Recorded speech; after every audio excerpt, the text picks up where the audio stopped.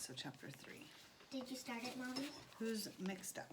The minute Jimmy and his father moved out of our building, Henry started painting their apartment and fixing up the old kitchen.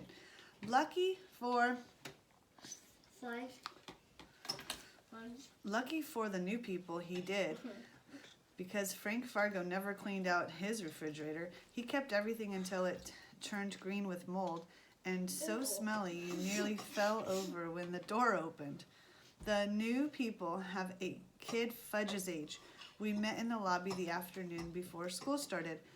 I'm Melissa Beth Miller and I'm in Mixed Up Group, she announced. She had kid tattoos plastered up and down her arms. I'm in Mixed Up Group too, Fudge told her. It's not Mixed Up Group, Mom said. It's Mixed Group. What does that mean, I wondered. And how come this is the first I'm hearing about it? That's a relief, Melissa's mother said. We're new here, and when we got Melissa's school assignment, I was very concerned. But then Tootsie had fallen asleep in her stroller. She was barefooted, and Turtle started licking her toes. I don't know what it is about toes, but all of a sudden, he's an addict. It's like he can't help himself. Baby toes, old people's toes, clean toes, disgusting toes. As soon as he sees a set of toes, he's at it. Sniffing, nubbing, licking. I'm hoping he'll forget about toes once it's winter and nobody's walking around in sandals. The second I let go of his leash to fish our mail out of the box, Turtle took off.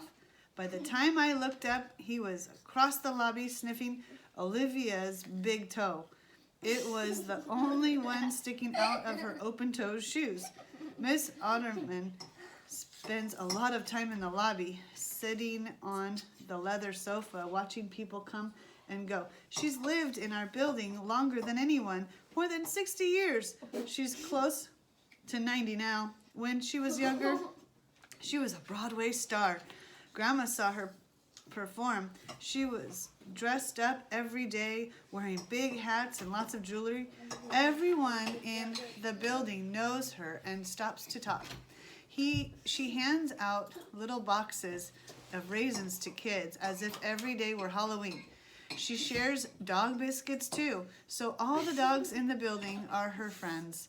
The only problem is she doesn't get why I named my dog Turtle. I've explained it a million times. I had a pet turtle, and when my brother was 3, he swallowed him.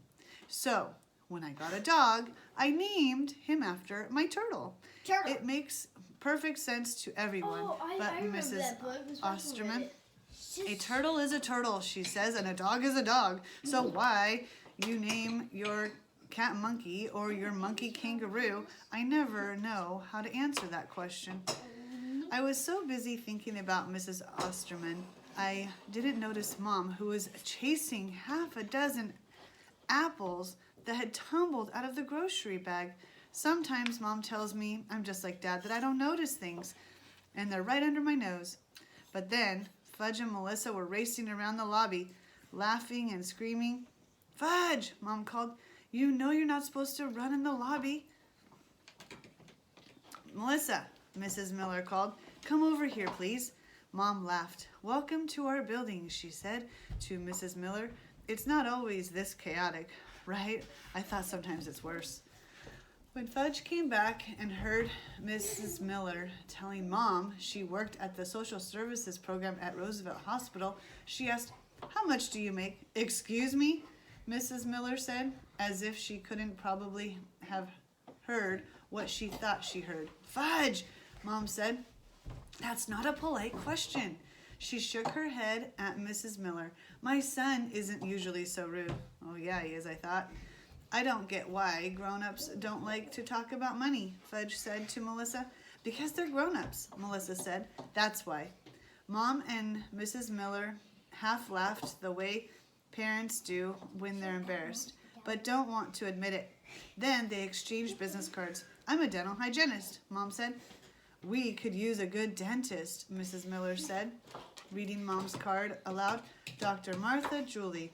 The dentist with 2 first names, Fudge sang. hopping around. You get to watch videos when she's checking your teeth. Which ones? Melissa asked.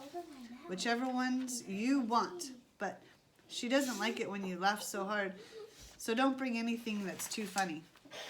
Funny is the best, Melissa said. I know, Fudge agreed. I'll call to set up an appointment, Miss Miller told Mom. I'm there Tuesdays, Fridays, and every other Saturday, Mom said. She picked up her grocery bags. See you soon. As I pushed Tootsie in the stroller, Mom tried to guide Fudge toward the elevator, but he pulled back. Guess what? He called to Melissa. Pete's best friend lived in your apartment. They didn't have any beds. That's because his father thought it was better to sleep on the floor, I said. I don't know why I thought I had to defend Frank Fargo, but I did. I have a bed, Melissa said. Want to see it? She asked. Can I, Mom? Fudge said. Some other time, Mom said. We have a lot to do to get ready for school. Melissa walked us to the elevator. See you in mixed up group, she told Fudge. Mixed up group for mixed up kids, Fudge sang, giving her a high five. So all through dinner, I wonder if Fudge was really going to class for mixed up kids. Later, while Mom was getting Tootsie ready for bed, I decided to find out. So what's with this mixed up group thing? It's called mixed group, Mom told me. Look, Mom, if he's repeating kindergarten, you can tell me. I won't let the cat out of the bag. Meow, Tootsie said as Mom changed her diaper. He's not repeating kindergarten, Mom said. You know he's very smart. But he says his class is for mixed up kids. I can't imagine where he got that idea. Mom looked at me. Peter, you didn't suggest. No way, Mom. Because this is an accelerated program, all of the kids are ready to read and write. They're just not old enough for official first grade. You know how smart Fudge is. You know he's very mature for his age. I laughed. So did Tootsie, even though she didn't have a clue what we were talking about. He is Peter! Sure, Mom, if you say so. His self-esteem is at stake here.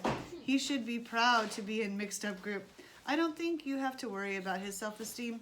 He thinks he's the greatest. Not if he's got the idea he's going into a class for mixed up children. Stop. What happens if he gets another rat face? I asked. Rat face was his kindergarten teacher, like last year when we lived in Princeton. When she refused to call him Fudge, he kicked her. In less than an hour, he had to be transformed to another class. Oh, transferred to another class. I've met the teaching team, and they seem very nice. Fudge will be in William's section. This is his 3rd year with mixed group, so he has some experience. Nobody has enough experience for Fudge. I said, let's try to have a positive attitude, Peter. Okay, I am positive. Positive it'll be a disaster, just like it always was with Fudge.